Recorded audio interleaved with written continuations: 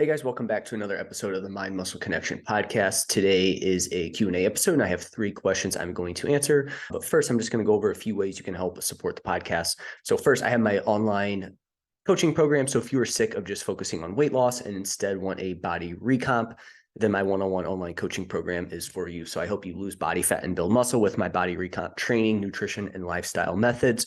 We look at things like your lifestyle and biofeedback to individualize your training and nutrition program to you and your specific needs. There's also at least 1 to 2 bottlenecks that I see that are keeping you from seeing the results you want to see. So we dive into that and get that figured out. If you're not interested in the full coaching, I do one-on-one consultations where we troubleshoot any issues you have, any questions you have, and or we map out a game plan for what your next couple months need to look like or anything like that. Lastly, if you're not interested in either of those things and you just want more information on body recomp, I have my 75-minute masterclass on body recomp, what it is, how to do it, and you can find the link to that in the show notes. And then lastly, if you like my content, you can follow me on Instagram, Jeff, HOEHN _, and that's where I'm most active on social media. So with that out of the way, let's dive into today's question. So the first question I have is how to program different rep ranges for all the muscle groups and movements. How I took this question was, we talk about different rep ranges and how it's beneficial for hypertrophy. And the research, they show that like anywhere from 5 to 30 reps will get you muscle growth, so long as you take things close to failure. Okay. Let's say you're trying to apply that. Hey, I would like to, maybe I'm like confined to just 1 rep range. I just work in like the 6 to 10. I just work in like the 6 to 12, whatever it may be. So you want to expand that out a little bit. And so it's like, how do you go about doing that? So I think the first thing here is finding exercises that work best in certain rep ranges. I don't think that every exercise, so I think you can take this a couple ways. People can hear that and think, oh, I need to train every exercise I do in multiple rep ranges. And that's probably not the case. Again, I think if you were to split up how many exercises you did, you just want to, the different exercises you do, you just want to spread it out throughout those rep ranges.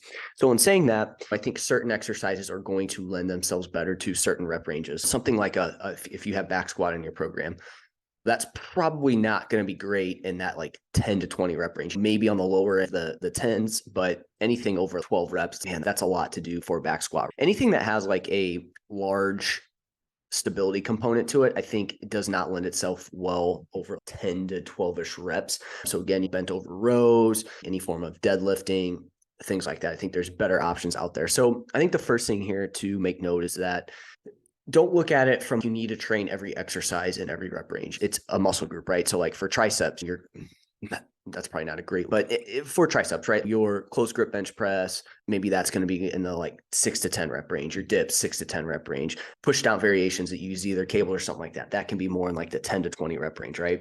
Again, your leg presses, your squats, stuff like that's going to be in that 6 to 10, 8 to 12 rep range. Leg extensions, lunges, maybe you can go upwards of 12 to 20 reps on that. Again, certain rep ranges or certain exercises are going to lend themselves better to certain rep ranges. So keep that in mind. But so with that out of the way, let's talk about how we would do this. So let's say you have 4 exercises for a muscle group in 1 week that you're doing. Okay.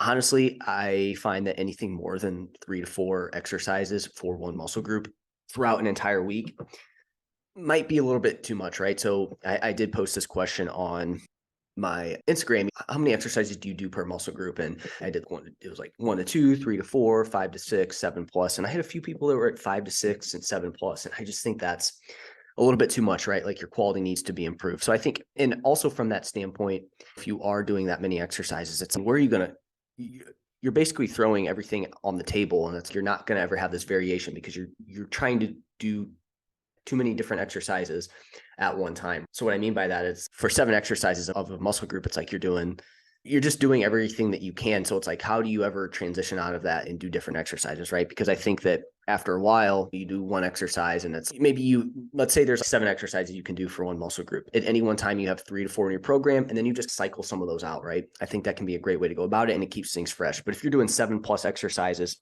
per workout, it's like you're going to be throwing everything on the table there and you're likely to get burnt out. And to me, it'll be tougher to progress to those lifts. So that was the first thing there. So let's say we're going to go with 4 exercises for a muscle group in 1 week. I find that's probably best for most people. So what you would do here is, for one exercise, you could do the 5 to 8 rep range on one exercise, right? So this is going to be more your compound exercises, things that lend themselves better to that 5 to 8 rep range for that muscle group, right? So again, with the leg example, you might do your back squats as your 5 to 8. leg press, hack squat, whatever that may be. For another, you could do like the 6 to 10 rep range. Okay. So you pick another exercise, you do that in the 6 to 10 rep range. For another, you could do 8 to 12. And then another, you could do something like the 12 to 20 rep range. Okay. So now we're training all the muscle groups all the way from all the exercises from 5 to 20 reps. Each exercise is biased towards one part of the rep range. Okay.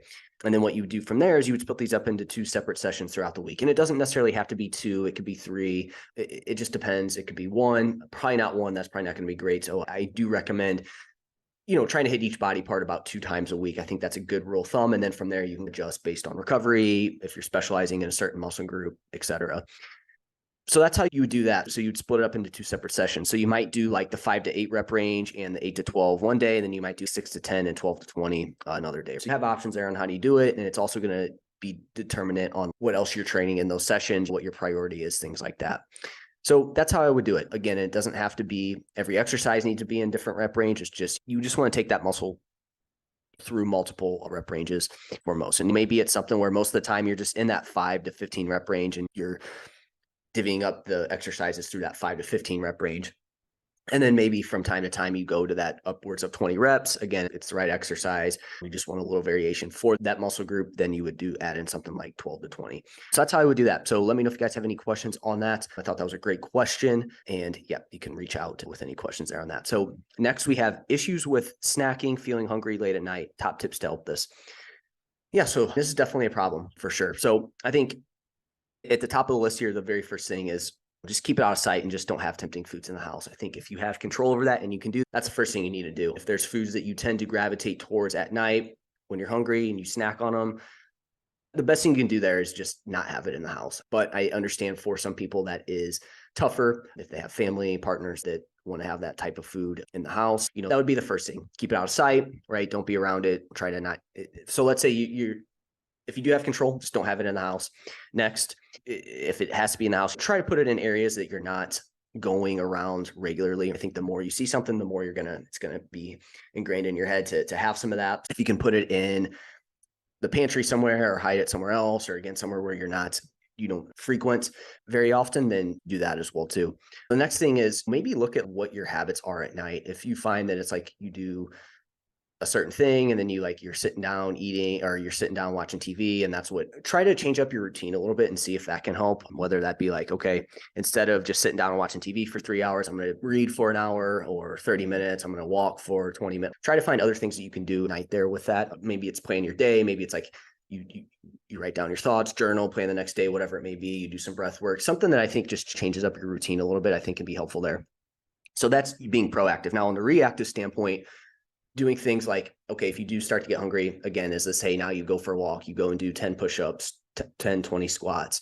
Do you journal stuff down? So, hey, you know what? Now I need to go plan. Or I think at that point, when you're being a little bit more reactive, just getting yourself out of that train of thought and doing something completely different, I think can help there. So that would be the next thing I would do on that. So the next thing would be eat more filling, nutrient-dense meals at dinner. So if you're finding that you're getting hungry late at night, pay attention to what you're eating at dinner. So this is where am I just eating more like processed type food? So if you can switch that and switch to more nutrient dense meals, again, lean sources of protein. For carbs, we're talking rice, quinoa, beans, oats, potatoes, right? Obviously veggies, some fruits. If you can add some nutrient dense foods to the meals, I think that will help you stay full and you won't be as hungry. Because I think the big thing is if you can do those things I just talked about there, it's like now you're really setting yourself up. See what you're doing, what your meals look like in the one before you start to get super hungry, because that could tell you a lot there where you just need to change things up a little bit.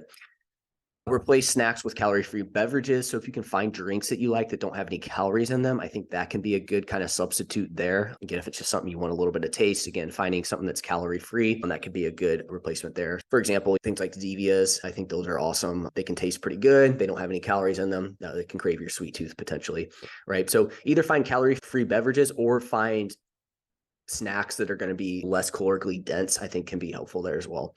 And now here's a big one that people don't think about. And this again, just we're going to zoom out and we're going to think ahead here. And this one is way ahead. So this is early in the day. Eat larger meals earlier in the day and high protein meals earlier in the day. Make sure it's not necessarily higher protein, but make sure you're hitting about 30 to 40 grams ish in the morning for your protein.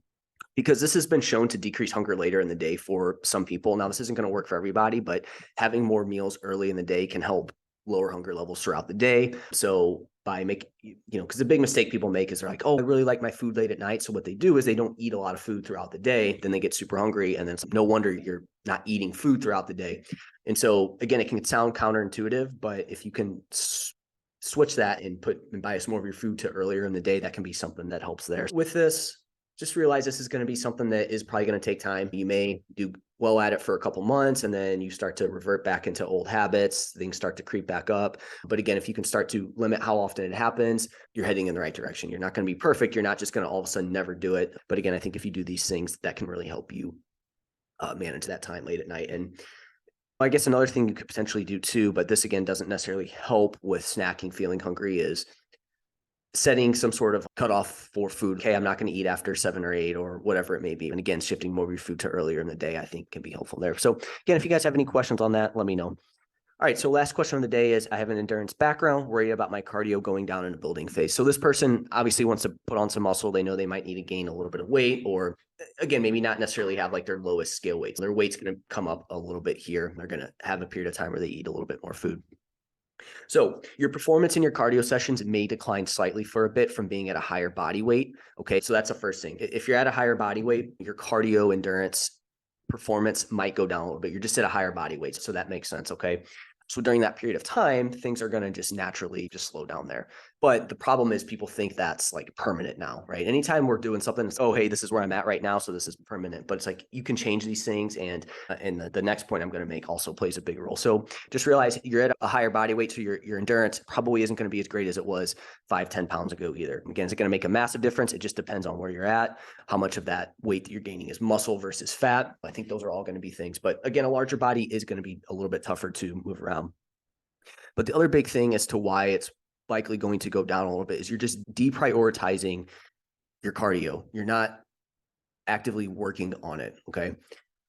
And that's a big thing that people don't realize. Like, they think that if they put a lot of work into something, they get there, like they should always just be there. But, just like anything, if this was a sport, somebody that practices it regularly and that's like their main thing, that's a main thing they do, they're going to be better at it and maintain that skill better than somebody who is maybe for a couple months or something like that that's not at the top of their focus, right? They're still going to be good. They're still going to have it, but they're just not going to be at tip top performance at that point in time, right? So you have to keep that in mind, but realize this is only temporary. The cardio will come back if you prioritize it again, and it will improve at lower body weights. Okay. So the big thing here is once you allocate more resources to that cardio, it's going to go back up, and it will come back fairly quick. But at this point, like, you just need to weigh out what's most important to you goal wise. Is maintaining that high level of cardio super important to you, and seeing it go down at all is just not acceptable? Then you have to weigh that out of, okay, here's what I'm willing to do. You might hurt muscle growth a little bit or whatever it may be, but you have to figure out what's most important to you. I think that's where too many people go wrong with fitness, is they want everything at one time. They want it quick, but they don't realize that you can't just have everything. There's certain, like, if that were the case, everybody would just be good at everything and we wouldn't be having this conversation at all. But again, you can't be good at everything. The body can only do so much. I bring this up a lot. This is the equivalent of a video game where you create your own player or character, where like you can't have them be good at every single thing. There has to be a give and take. So if you want to be good at like speed, you might not be as endurant, right? So same type of concept there. Just to go a little bit deeper into this, from my understanding of cardio performance, it's a lot like muscle. Okay. So with muscle, you build it. Once you have it, it's a lot easier to maintain it. Once you have it, you can get away with a lot less to maintain that. Now, obviously, the more muscle you have, the more muscle you have, the higher the maintenance is for that, right? But you're not all of a sudden going to lift weights, build muscle, and then dial back from 10 sets to 3 sets, and all of a sudden you're going to lose all your muscle. You're still going to maintain, but obviously the more muscle you have, the more you have to do to maintain that. It might go down a little bit, but it's not ever just going to completely go away because you're doing less. And then if you do have a period of time where you deprioritize building muscle, and maybe you lose just a tiny bit, again, maybe you have a month where you were injured or something went on. It's like maybe you lost a little bit, but it just comes back super fast. It comes back way quicker than it does putting it on. So same thing with cardio. You can get away with less than you think to maintain once you have it. Now, again, if you're training for a marathon or something like that, and you dial back how much you're doing, it's, yeah, you're probably not going to be able to run a marathon in your best time, but it's like you can still do it might be a little bit tougher, but it's not like all of a sudden your cardio just completely goes away unless you don't do any of it. And so it comes back quickly if you do lose it. So any amount you do lose, once you start to ramp things back up again, it will come back up.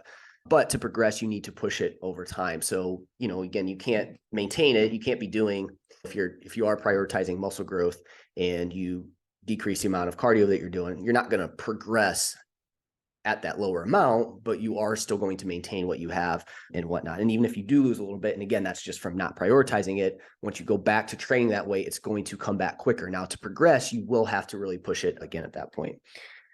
So during building phases, it's probably best to deprioritize cardio health. Again, you still want to do some. I think people hear that and they're like, oh, so I shouldn't do any cardio at all. No, you still should do some. Like, that's important, but you need to prioritize building muscle and strength instead. And realize that the biggest reason you are decreasing in your cardio is being at a slightly higher body weight and just simply not prioritizing it. You can take the same thing here for people like powerlifters. Powerlifters are so scared to, or people who are focused on max strength, they're so scared to get away from that they end up hurting themselves long-term because they're like trying to maintain their absolute best performance at all times. Like, you can take this concept with weight loss. People, they get themselves into trouble long-term because they want to be their absolute lowest weight, 24/7, 365, and they end up hurting themselves long-term because of what they're trying to do, because they're trying to maintain this. They can't ever, if they feel like if they take a step back from their best, everything's just going to go in the shitter and they're going to lose everything they have. But same thing with weight loss, same thing with endurance. It's like, you're not going to be able to maintain peak performance, your best 24/7, 365. You might need to work on other things at that point. And same thing with like powerlifting too. And even building muscle, right? People that maybe they built their most muscle they ever had, and it's like they want to keep it at that all the time. I think that's probably a little bit easier than weight loss. But again, you get my point here that if you're not prioritizing certain things, they will come down a little bit. But once you have it, you've worked hard to get it, it will come back fairly quickly once you prioritize that again. So hopefully that was helpful there. Hopefully that gave you some insight onto, if you're somebody that, hey, you're an endurance background, you do need to build a little bit of muscle, but you're scared to do that because of, seeing your performance drop. Again, don't be worried about that. So that's it for this episode. Hopefully that was helpful. If you guys have any questions, as always, you can reach out. That's it for now. I'll talk to you guys next time.